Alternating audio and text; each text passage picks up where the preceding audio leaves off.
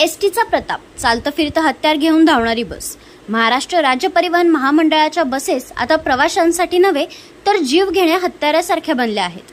नवापूर धुळे डेपोची एक बस साखरी धुळे रोडवर अक्षरशः मृत्यूचा खेळ खेळताना दिसली।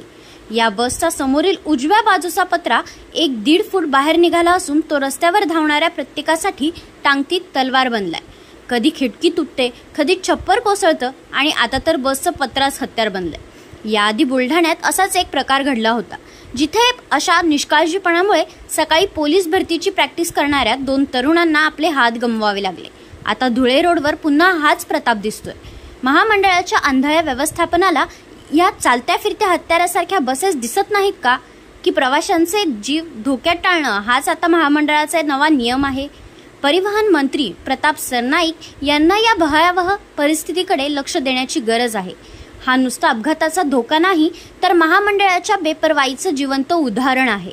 कधीतरी या बसेस दुरुस्त करणार की फक्त प्रताप गाजवत राहणार? जनतेच्या जीवाची किंमत तरी कळेल का या महामंडळाला?